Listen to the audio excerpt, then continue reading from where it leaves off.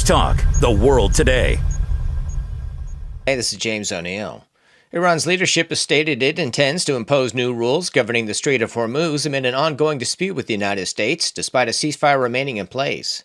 Mojtaba Khamenei said Iran would manage the waterway to ensure regional security, while the U.S. continues the naval blockade that has restricted Iranian oil exports. The strait, a key global energy route, has been largely closed, contributing to rising oil and gas prices. President Trump warned Iran's oil infrastructure could soon face severe disruption due to bottlenecks. Global leaders have expressed concern, with the UN warning prolonged disruption could harm economic growth and increase poverty worldwide.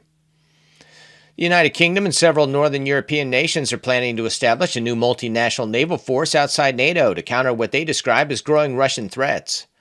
Announced by General Gwyn Jenkins, the initiative involves members of the UK-led Joint Expeditionary Force, including Nordic and Baltic countries and the Netherlands. The force will be coordinated from London and is intended to complement NATO, with integrated operations and readiness to respond rapidly by 2029. Officials cited increased Russian naval activity as a concern, while Moscow denied having aggressive intentions, warning that repeated claims of imminent conflict could escalate tensions. Nigel Farage criticized the Iranian embassy in London after reports it encouraged supporters to join a Yan Fatah campaign, which he described as bordering on calls for paramilitary organization. His comments followed a stabbing attack in a Jewish area of London amid broader concerns about anti-Semitism and potential foreign influence. Farage called for the expulsion of Iran's ambassador and stronger action against groups like the IRGC and Muslim Brotherhood. The embassy denied promoting violence, while UK officials are considering broader counterterrorism measures.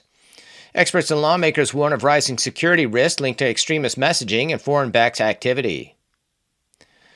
Prime Minister Keir Starmer and other officials were met with loud protests during a visit to Golders Green following a stabbing attack targeting Jewish residents. Demonstrators expressed anger over what they see as insufficient government action against rising anti-Semitic violence. I went to Kenton Synagogue last week and heard firsthand from some in the synagogue who, of course, have been subject to an attack there. So we have to understand that wider impact and that visceral feeling that many in our Jewish community have. And we have to be really clear that an attack on our Jewish community is an attack on all of us, and we have to approach it in that way. UK Prime Minister Keir Starmer avoided a parliamentary investigation into his appointment of Peter Mandelson as ambassador to the United States, despite controversy over Mandelson's past links to Jeffrey Epstein. House of Commons vote blocked the inquiry, with most Labour MPs supporting Starmer. Critics allege due process was bypassed, while officials acknowledged concerns and pressure to expedite the appointment. Starmer has apologized for the decision, but denied knowingly ignoring vetting failures. Mandelson later stepped down following revelations of continued contact with Epstein after his conviction. The issue has fueled political backlash and calls for Starmer's resignation. An interim report into the Bondi Beach terror attack has drawn criticism for not adequately addressing Islamic extremism as a potential factor. Led by former High Court Justice Virginia Bell, the inquiry avoided examining the attackers' motives, despite police linking them to ISIS ideology. Critics, including the Australian Jewish Association and politicians, argue this omission undermines the report's credibility. Our security agencies tackle anti-Semitism, crack down on hate preachers, and deliver tougher gun laws. That's why we brought the Parliament back in January. We weren't able to get the support across the Parliament of everything we wanted to achieve, but we did make substantial progress. For The World Today, I'm James O'Neill. Now the protagonists. With your help, we can continue to fight for freedom, reach new audiences, and bring important information to the public free of charge. This is not possible without your generosity. Join our quest for the truth and our freedom and donate today, telling it as it is. This is today's News Talk, The World Today.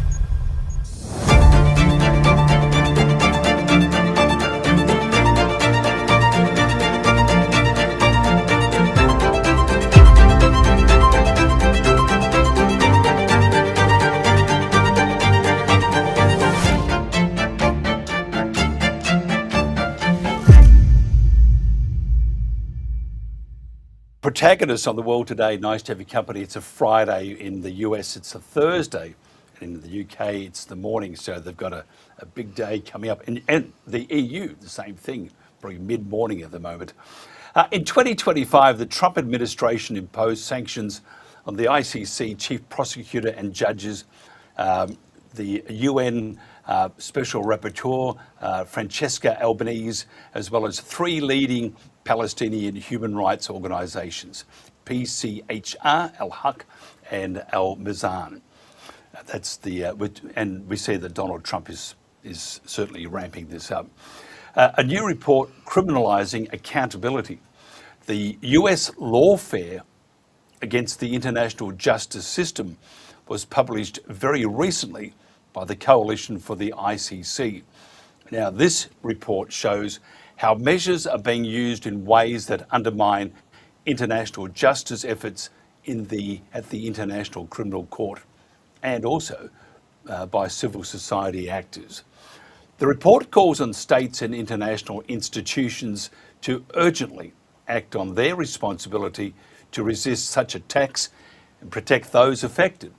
Crimes must never go unpunished, especially those committed by these powerful states. We're going to discuss the actions of the US and the EU today with our panel and the terrible impact on those sanctions. The lengths democratic nations will go in suppressing a growing number of dissidents is chilling, as is the fact they face so little blowback. They have no accountability. Journalists and citizens everywhere should not consider they can escape this dragnet. Our panel today is Mats Nielsen, legal historian and geopolitical analyst, Basil Valentine, political analyst and broadcaster, and Professor Emeritus Oliver Boyd Barrett, Bowling Green University, Ohio, and California State University. Gentlemen, thank you so much for joining us. Mats, can you give us your views at the moment on where we are at with this situation? It's where we're at. It's a very fleeting situation. The point on the legal framework that was used to impose these sanctions, they are very stable. The situation for the people who are submitted to these sanctions are, however, very, very volatile, and it's just one of these executive orders where power is taken outside all statutes, outside the cover of UN policy mandate, and it's just a situation where the conventions and the privileges and the immunities granted by the United Nations is attacked by one of the member countries in the Security Council. So the problem right now where we're at today is that there is no real pushback.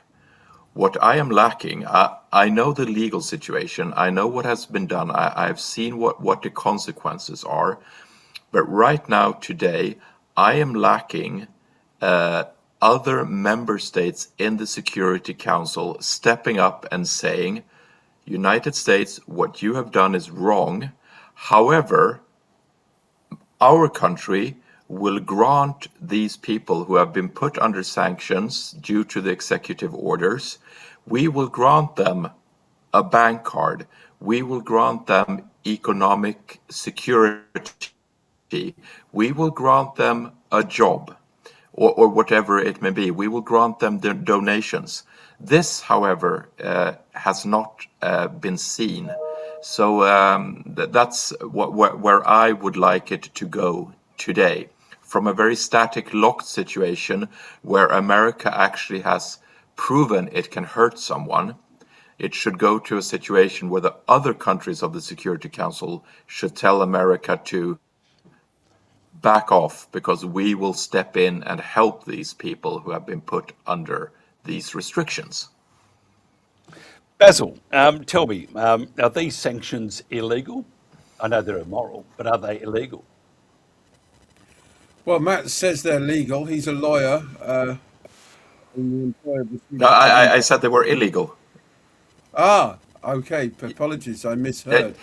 Sorry, no, the sanctions are definitely illegal, and that's the problem. They're definitely illegal, but the other nations of the Security Council are not stepping up and pushing back on these illegal sanctions by granting the sanctioned individuals and organizations economic assistance.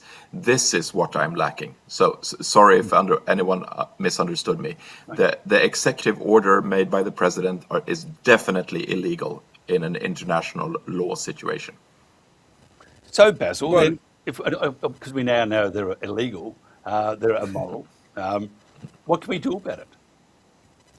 Well, like Matt says, what's the rest of the world doing to push back against the increasingly autocratic United States? The ginger Caligula, as he's sometimes referred to, Donald Trump, such a huge disappointment to so many people who genuinely bought into his pre-election rhetoric about not wanting to start any new wars and looking after the United States domestically. He's gone in completely the opposite direction, which is why some of his biggest champions like Tucker Carlson and Marjorie Taylor Greene have completely disowned him. But on the international law front, it's just another example of the complete disintegration of international law and indeed of things like the Geneva Conventions since October the 7th, 2023 in particular. I mean, let's not forget that the ICJ ruled 18 months ago that the entire occupation of the West Bank, it reaffirmed its opinion that the occupation of the West Bank is illegal. But Israeli ministers are now going around saying that they have the United States' full support for settlement expansions, illegal settlement expansions, of course, which even Donald Trump in his first term meekly said to Netanyahu on one of his umpteen visits to Washington, where he takes all his literal dirty laundry. I'm not speaking metaphorically. Netanyahu turns up at the White House with suitcases full of soiled garments. But Trump mildly rebuked Netanyahu in his first term and asked him to cool it on the settlements. But not anymore. We don't know whether that's to do with the Epstein files or just plain bribery, ignorance, or whatever. So international law is completely disregarded. We had another flagrant example of it just yesterday with the interception in international waters of the global Samud flotilla. Dr. Frank Romano, who is a friend and regular contributor to this channel, is on his way to an Israeli dungeon right now. He might be there already. I spoke to him only on Wednesday, and he was due to appear on another program with me today, but he can't because he's in a dungeon. The flotilla was intercepted in international waters 600 miles from Palestine, south of Crete. Well, that's piracy. That's terrorism in anybody's language. But what's the response from the international community? Where is the widespread condemnation? Where are the sanctions? Nowhere to be seen. Instead, the people pursuing international law, like Karim Khan and Francesca Albanese, are the ones who are sanctioned. It's indicative of the moral turpitude that this world is in at the moment, where all sense of morality, justice and normality has been completely upended. It's a disgraceful situation, and Oliver, your president, along with Bibi, are flouting that they are committing criminal acts, yet the world just sits by and watches them do that. Does Donald Trump have his own blacklist of indiscretions by various politicians around the world? Because how the hell is he getting away with this? Well, that of course is the $1 trillion question, I suppose. Some people, with justification, I think, suspect that Israel has something on him. There is something on him with respect to Epstein and underage girls and even who knows? We don't know. I mean, we can speculate all we want, but I fully endorse, of course, what Matt and what Basil are saying about moral turpitude, about the collapse of law. What good is law unless there's somebody who is courageous enough and brave enough to stand up and insist that existing law be applied.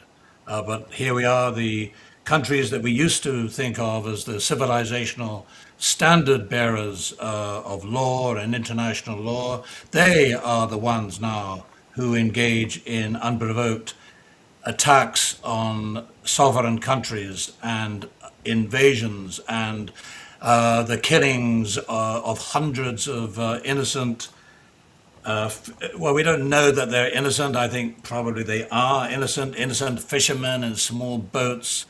Even if they're not innocent, there's nothing in law that justifies the murder of such people without due process. So we can go on and on about this. So this is now the world that we live in.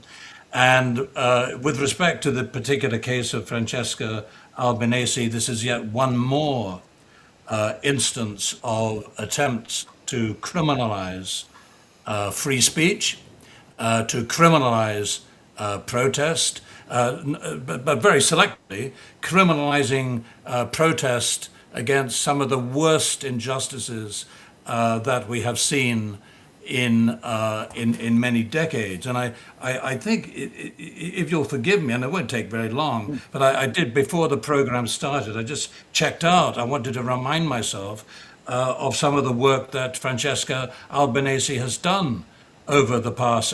I think she was appointed in 2022. And so just to read the titles is to, I think, to capture the vigor, the bravery, the determination of Francesca Albanese. Let me read these titles. The most recent, March 2026, her most recent report to the UNHRC, Torture and Genocide.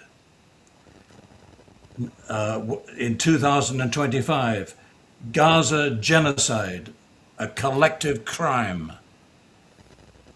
In June 2025, from economy of occupation to economy of genocide. And then in 2024, anatomy of a genocide. So no wonder that the Israeli lobby don't like her. That's no surprise. No wonder that the American political system. We've just lost Oliver. He's become frozen. He'll come back in a second. Usually if we count down 3, 2, you can hear him coming back to life again. Oliver, the defibrillator worked well. Keep going. Those were the 4 titles that caught my attention. And what are these reports in general? What are they arguing? What are the main points that they are making? Well, that the acts of Israel in Gaza constitute genocide.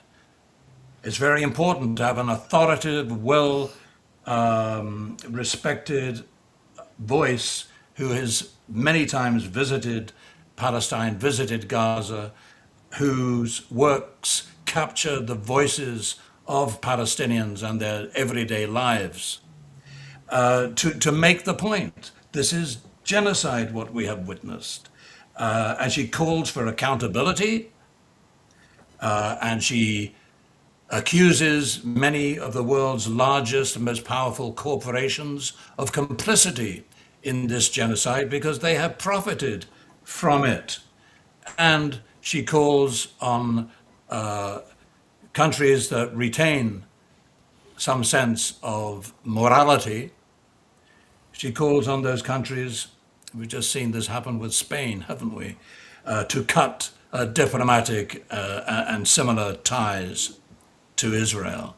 I think this is, in a desperate, unhappy, miserable world, this is a courageous voice that we should respect and listen to and understand. Yeah, I totally agree. Matt, tell me this, the private companies such as banks and etc. who are facilitating these sanctions, can they be sued or can campaigns run against to raise attention of their complicity? Well, yes, they in theory can be sued. However, it's not, as of now, anyone going after these huge institutions. There is the latest, when I looked into it, there was a federal judge in Maine who had a ruling in favor of two activists who feared criminal penalty for interacting with the ICC's sanctioned prosecutor, and then did so by citing First Amendment violations. But so far, there has no one been suing for the right to make payments to these individuals. And you have to remember, the sanctions that threaten these third-party providers, they can suffer criminal penalties of up to, I think it's 10 or 15 years in prison and fines up to $1 million. So it's a very powerful effect that extends far beyond these named individuals. And you also have to remember that from a legal standpoint, these sanctions were imposed not after a judicial process, but after, how should I put it, by just an executive decree. So there was no opportunity for the targeted individuals to challenge the evidence or present their case, which is a basic function since the Magna Carta. I mean, it violates the fundamental due process standards of any civilized nations. So, I mean, the UN, the EU, the Assembly of States of the Rome Statutes, they have all condemned the measures as political motivated. Yes, that is true. But as I said previously, and I will repeat myself, they have not done anything to push back against the United States' illegal executive order, which surprises me. Yeah, I find the whole thing abhorrent, and I think we're all on the same page here. Basil, whether it's with Francesca or anybody, the sanctions, they're very much like an attack by a terrorist organisation, which the US can be described as being that, and Israel most definitely. But it's true though, the attack on these people's individual freedoms and rights, and Matt made reference to it before, that perhaps Sweden should do something. What do they do, Basil? Maybe I'm going to the wrong person here, but what do they do? How do they get back their life? Because Donald Trump, I mean, by the way, I was quite supportive of Donald Trump on the run-up to his election, and I'm not too sure if he's been drinking the same stuff that Joe Biden has, or there's the manifesto held by Israel on certain activities as having some sort of impact. But he's gone from being just an average, or a sort of average president, to a complete, satanic effigy. And that's just being, and I'm not being stupid here. I'll calm down. What can they do? We know that Francesca's family is suing Trump and the administration, but really, what can they do if Trump wants to destroy you, or the US wants to destroy you? And if you say boo against Israel, then you're stuffed, aren't you? Yes, and you said terrorists, not only terrorists, Mike, they're gangsters as well, because Karim Khan said he's been threatened personally, his family have been threatened with violence. This is the language of gangsters who threaten legal officials. Only gangsters threaten judges and jurists of one sort or another. So it's a very, very dark place we're in. What recourse anybody has, I'm not so sure. The best hope is to wait for a more humane, intelligent person to become president of the United States. We've got 2.5 years to wait for that now. Some people say Trump himself is seriously ill. He might not see out his term. Whether or not J.D. Vance would be any better, I've no idea. Whether anybody taking over the office of the presidency in 2 years' time would be any better, we don't know. Because only candidates with certain attitudes are allowed to become president of the United States. But Trump is far and away the most egregious example. He's completely abandoned all morality. And interestingly enough, people like Tucker Carlson are now pointing this out, that anything purporting to Christian values has been completely abandoned, upended by the US-Israeli alliance. There's no compassion, there's no forgiveness, no mercy. And I also saw it pointed out on another channel earlier, a very interesting biblical reference. Now, we know that the Zionists, of course, issue the New Testament with its message of turning the other cheek, and instead adhere to an Old Testament eye for an eye, tooth for a tooth mentality. But that edict is designed to limit vengeance and retaliation. So, in other words, quite literally, if your enemy takes out your eye, you are entitled to take out one of his eyes. But the interpretation of it by the United States and Israel is, if you so much as prick our finger, we will kill you and all your family and everybody you've ever spoken to, and your children and your children's friends. We'll kill everyone. So it isn't even, Old Testament morality that's being adhered to. It's a new form. You use the term satanic, Mike. I don't think it's out of place at all, because it seeks to maximize pain and destruction, as we've seen in southern Lebanon.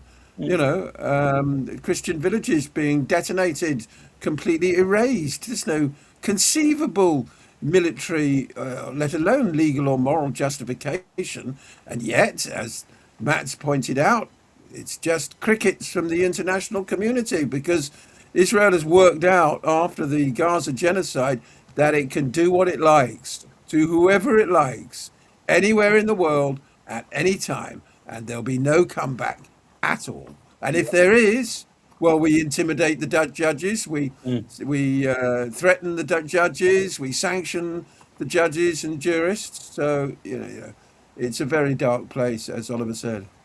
As a man who loves royalty, I don't know if you do, I'm just saying that because you're English.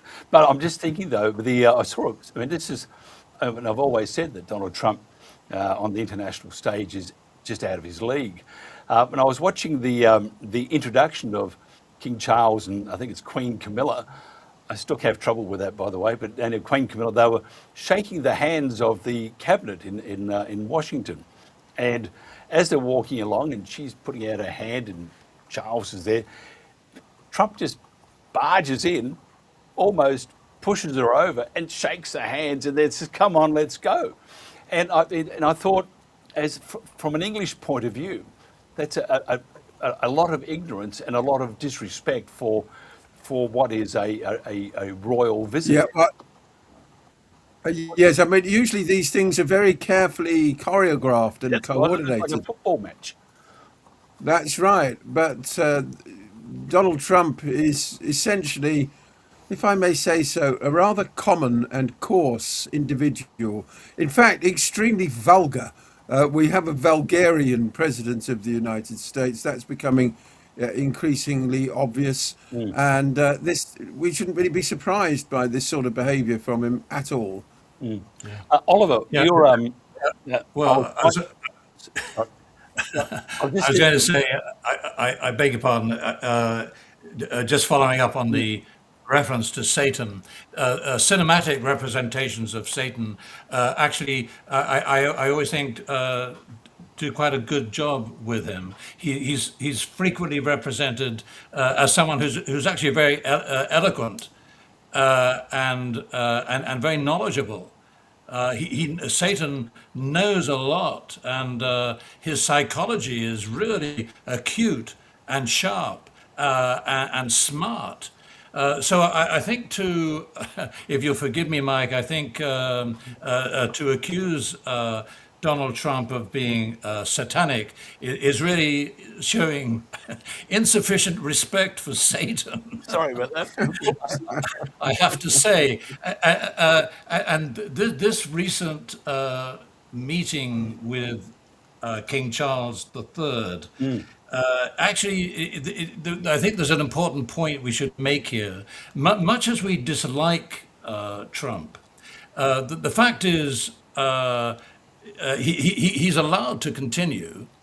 I think if Trump was not acting in a way that did not meet with the approval of the what we can loosely refer to as the deep state of the United States, we would indeed have seen some competent assassination, not attempt, but a competent assassination would have been conducted by now. So that I want to make that point, that although he may be absolutely crazy, he may be suffering from acute and advanced dementia, he may simply be one of the most evil people who have walked this earth, but he does not walk alone. While many people will say, well, yeah, that's because he walks ahead of Netanyahu and serves at Israeli pleasure. I myself don't think that, although I do think Israel's hold over the United States political system is bizarre and weird, but I don't think it's absolute. And I think it is only there because, for the moment, Israel and what Israel does and what Israel wants is aligned with US goals for global hegemony. And that brings me to this point, that the way in which Trump and the Trump administration behaves, it does behave as though it has no expectation of real accountability ever. And that is because it understands, first of all, that it can behave in the way that it does because the United States is still the world's single most powerful country. And it behaves in the way that it does because its objective, its most important foreign policy objective, is to sustain, or if you prefer, to recover the unipolar moment. It doesn't expect to be held accountable because it expects always to be in control. In this ambition, it has the, regrettably, in my view, it has the not total but largely unbrokered support of Europe, on this occasion represented by King Charles III. And that, I think, brings us back to Francesca Albanese, because it's not only the United States that is criminalizing free speech and justified protest against abuse and international crime, but the Europeans are doing a great job at this themselves. And of course, I believe there are 60 individuals right now whom the European Commission has sanctioned, people like Jacques Baud, I hope I'm pronouncing his last name correctly, who's a Swiss national, who is accused of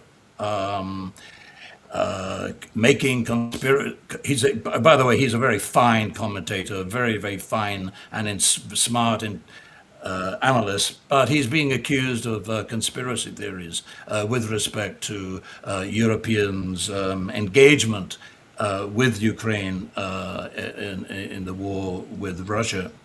So there are 60 people in this situation where they can't, they don't have access to their bank accounts. They're allowed only a very small amount per week, and then some banks don't even allow them access for those paltry amounts that they're supposed to live on themselves and also to pay for their family expenses, their mortgages, and so on. Their lives without any due process. This is what's important here. There is no due process. There's no one that you can go to appeal these gross, grotesque, medieval-like travesties of justice. So Europe is playing this game just as the United States is playing this game. They don't expect ever these people to be held accountable for the evil that they do. They are mistaken, because actually I do believe they will be held to account. They're not nearly smart or intelligent enough to dig themselves out of the messes that they have created over the past 10 to 20 years. I'll stop there. No, it's fine. I'm just thinking, Matt's, did it surprise you when J.D. Vance came out and said about Donald Trump, sort of getting off topic here, but it's sort of tied in anyway. He said that he fears that the Pentagon has been misleading him. Perhaps, and that would be a shock that they would ever do that. And then you see that Donald Trump now wants to have his big, fat, ugly head on. I'm a bit anti-Donald today because I don't like what he's doing to the world. But his face is going to be on the American passports. Have you heard any rumours in Sweden, Matt, that he's approaching Ronald McDonald to replace Ronald with Donald? No, I haven't. But I do miss the old Ronald McDonald clown. It would have been such a fitting portrayal of the world and the McDonald geopolitics that we're stuck in today. And going back to the situation of the deep state and what the deep state has always been looking for, I would just like to quickly tie it back to the longer term impacts that this Albanese and board situation in both America and the European Union does, because it has, in my view, a very chilling effect on the accountability mechanisms themselves. I mean, these sanctions, if you look at them, if you take them down with my legal eyes, as I sometimes do, they are designed not to deter only the named individuals, but the entire international justice community. Organizations that cooperate with the ICC, that document war crimes, organizations that provide evidence to UN inquiries, now suddenly, and with some right, fear secondary sanctions. So persons who even interact with the ICC official or a UN rapporteur risk criminal prosecution. So thereby it's effectively criminalizing what we would call routine engagement with international legal institutions. So that means that victims of these atrocious Western crimes may be deprived their last resort for justice.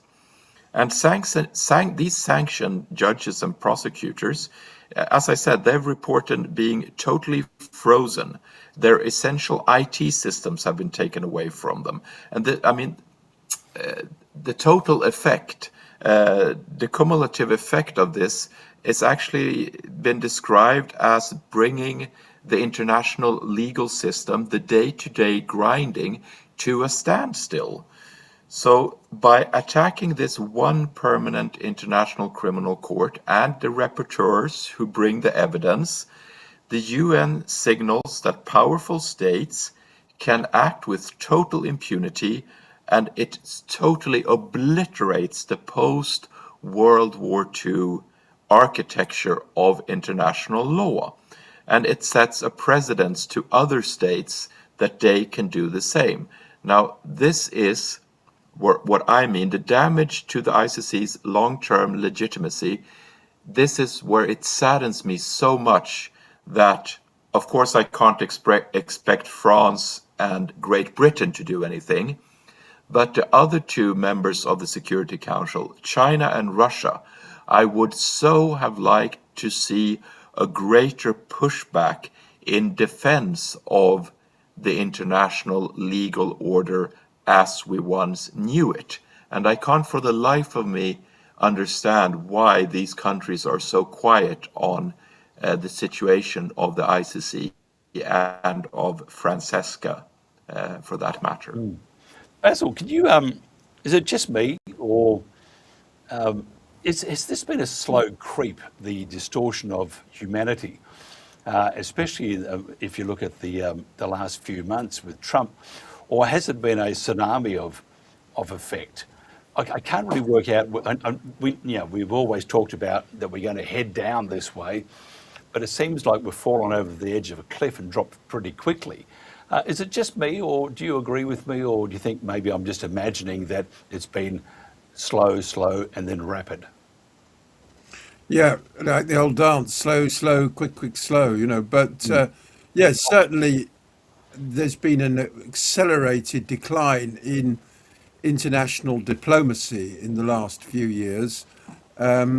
Even before October the 7th, with the Russian incursion into Ukraine, it seemed at that point the usual niceties of diplomacy were abandoned, not just by the special military operation, but the language that politicians then started to use around it, where any form of contact with the other side is dismissed as appeasement. We have endless, totally irrelevant, erroneous comparisons to the 1930s and World War II. Everybody is Hitler, remember. Saddam Hussein was Hitler, Gaddafi was Hitler, Khamenei is Hitler, Putin is Hitler. It's all absolutely ridiculous. So international law has unfortunately been eroded, largely by the Middle East situation. There's been no concerted attempt even before October the 7th to hold Israel accountable for the myriad injustices against the Palestinians. But then after October the 7th, well, that's when we've seen everything completely collapse. That's when we've seen the fruits of 60, 70 years of Israel lobby penetration of the deep state in the United States, the United Kingdom, and the European Union come to fruition, because they've had their people in place. They've had the media sufficiently supine.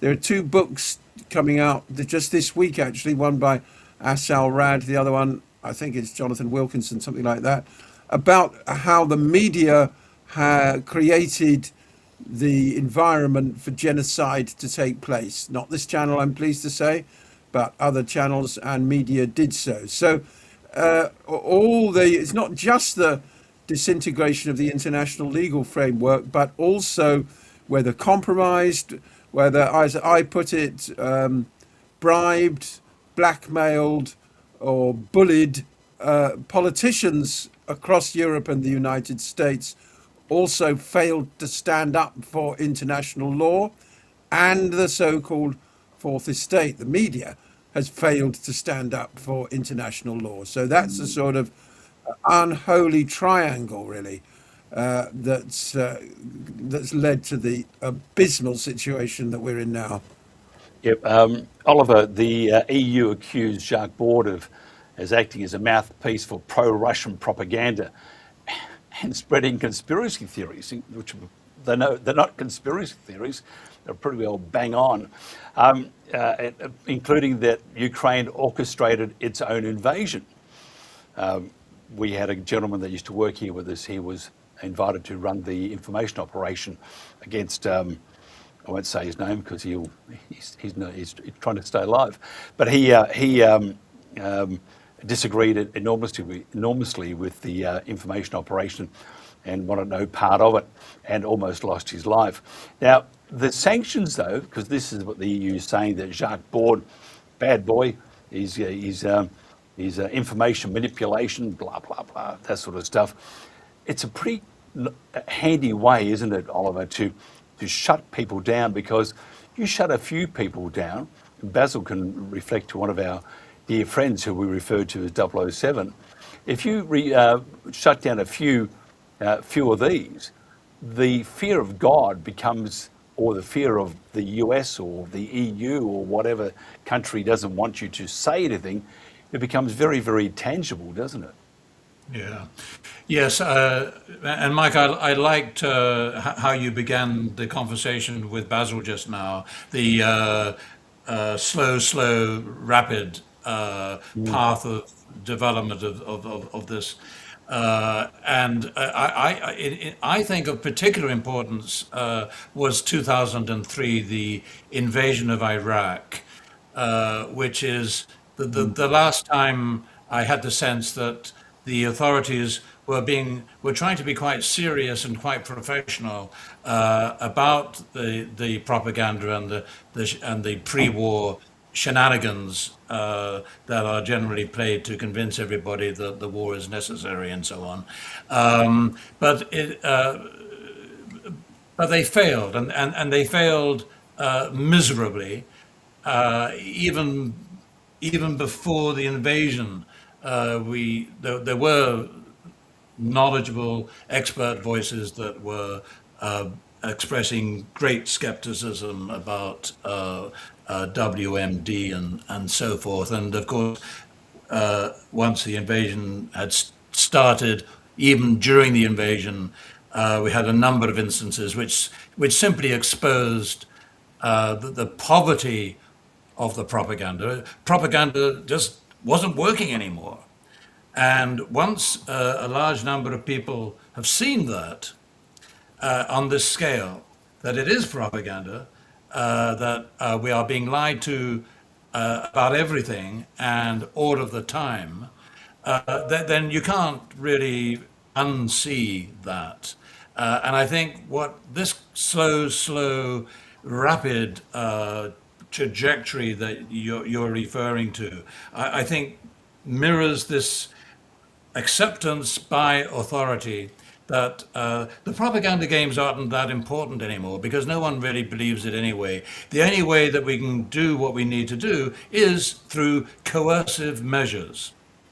And coercive measures include these kind of extremely punitive actions that are being taken against people like Jacques Baoud. And of course, and we haven't yet mentioned, because it is very relevant in this context, the whole saga about Palestine action in the United Kingdom, where a year ago this was judged to be a terrorist organization, but then just a few months ago, the Supreme Court decided, well, no, it's not really terrorist. We can't really call it terrorist. And now that judgment is being appealed by the government. But while it is being appealed, Palestine Action is still, for the purposes of law, considered to be a terrorist organization.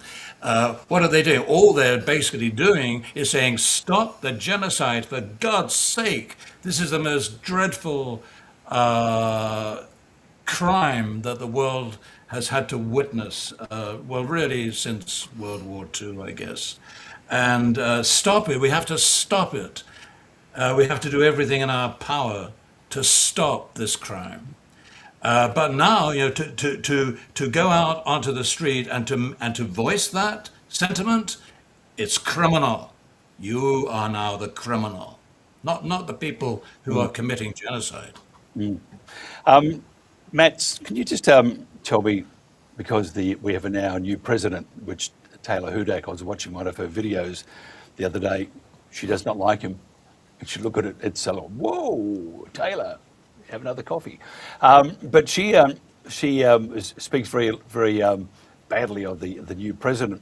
What it does, though, for the EU, less resistance, and the walls of the separation between mainly right and wrong is just being eroded. And we talked to Oliver and Basil about the increasing pace of change, and you can see you can see what's happening with the EU, for example, and then they can shut people down, throw in sanctions, destroy their lives. US is following that, along with Israel and other countries, and even Australia, where Australia is trying to catch up. We're always a bit behind, but we do eventually catch up and create new atrocities. And then look at Frank Romano, who's a very dear friend of ours. Where do you think we're going to head to? We're at the pointy end of the plane at the moment. What's in the cockpit? How are we going to look? Because EU, if you're a citizen, you have got no rights. They can do whatever they like. They shut you down. They can sanction you. They can do all sorts of things. Throw you in jail. We'll discuss your crimes in about 10 years' time. Do whatever they want. And you have less and less governments who are opposing the general direction of the EU and von der Leyen and all her cronies. Where is it going to end up? Because I believe that we're ending up at the pointy end of the plane. All these things happening around the world, UK, US, Middle East, Australia, all throughout the entire world, the EU, it's leading to a particular point, and none of it's coincidence, because there's no such thing as a coincidence, I don't believe. Where do you think we're going to end up? Because in my humble opinion, I think we're stuffed. Well, being the historian that I so much am, I'm not surprised, because looking back we're saying that this happens now, but I think this happens now because no one pushed back before. You have to remember this terrorist label. Nelson Mandela, I mean, he was on the US terrorist watch list until 2008, I think, and that was 18 years after he was released, and it was like 14 or 15 or 16 years after he received the Nobel Peace Prize.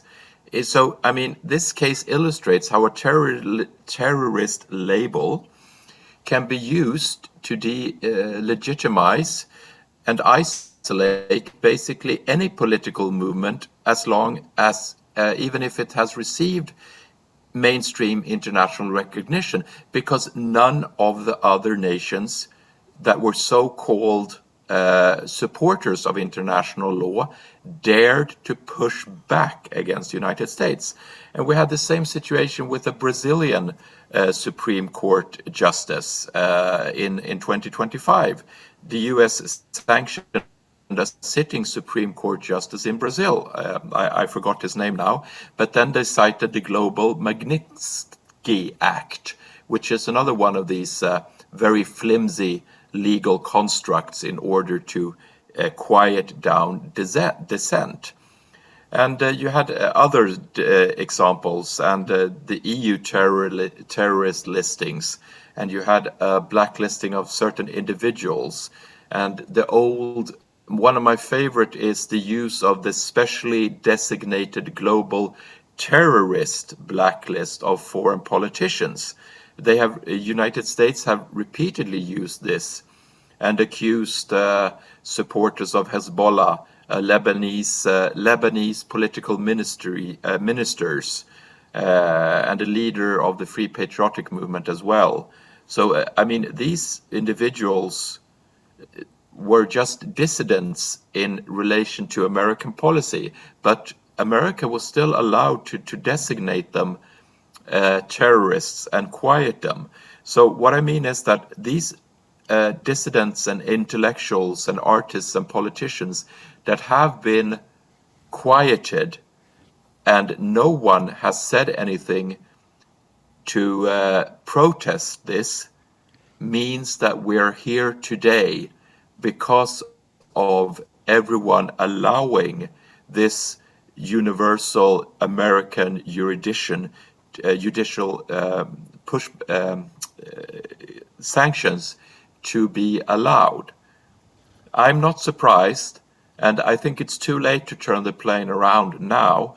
But what we learn from this is that unless good people do something, we are always going to end up in a very, very bad place. We are indeed. Basil, we are watching the clock for you, mate. Haven't forgotten that you have to be out onto the train off somewhere important. 60 seconds.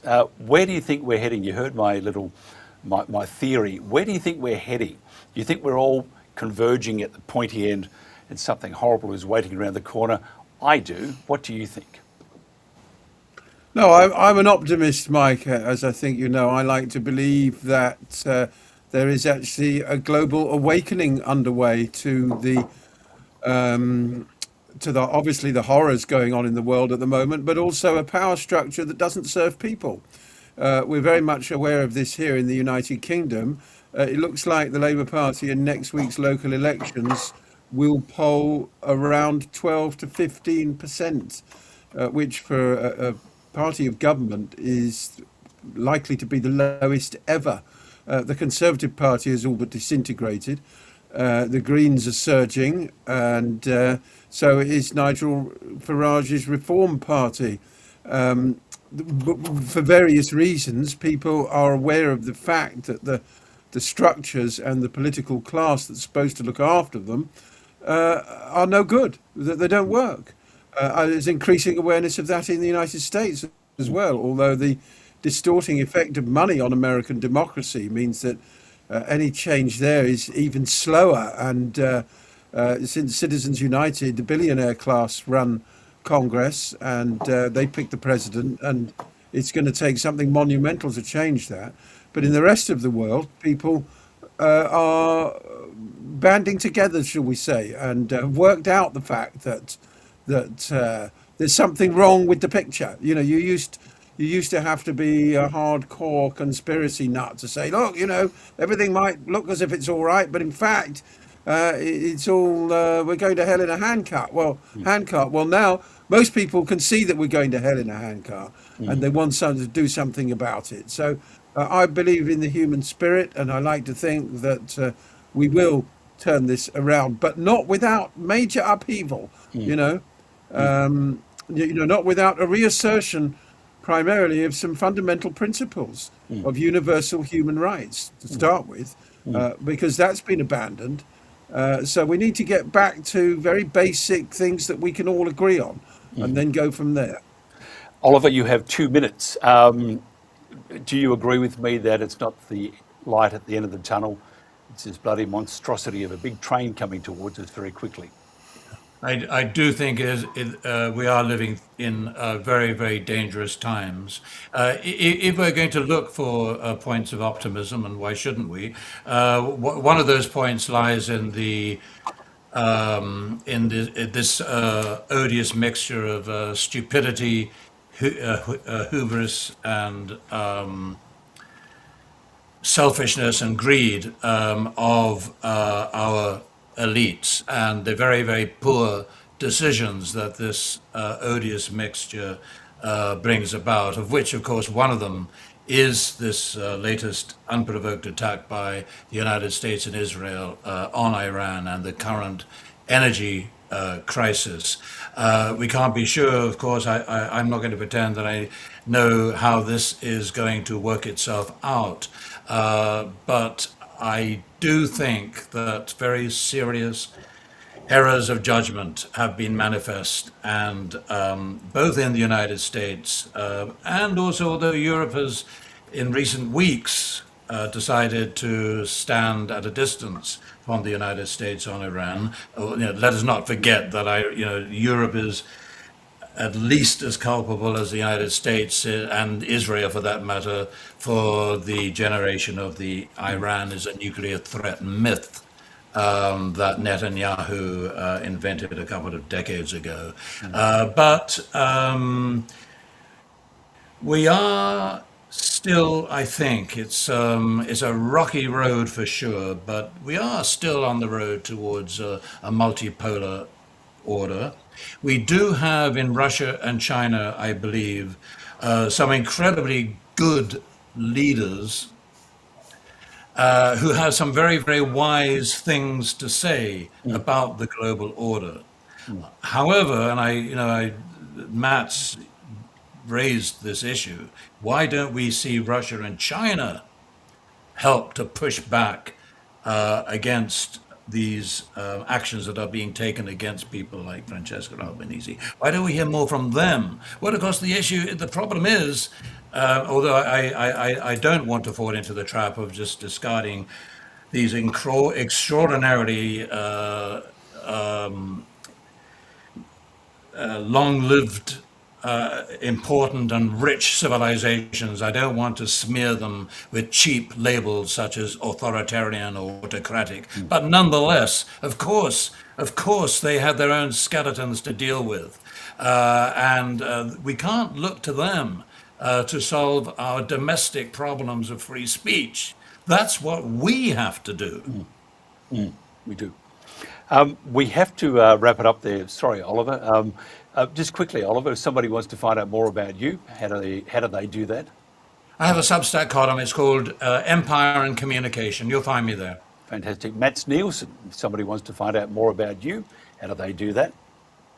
Oh, they can find me on X at Massey Nilsson with 2 Z's. And Basil Valentine, who we're very aware of the time. How do they find out more about you, Baz? I'll be on UK Column News in exactly 4 hours from now. That'll be an interesting afternoon event you're going to. Good luck. Thank you so much for your time. I've had a ball. This has been The Protagonists. We'll catch you again on Monday and The World Today. Have a great weekend. Be careful, be kind to your neighbours, and most of all, be kind to yourself.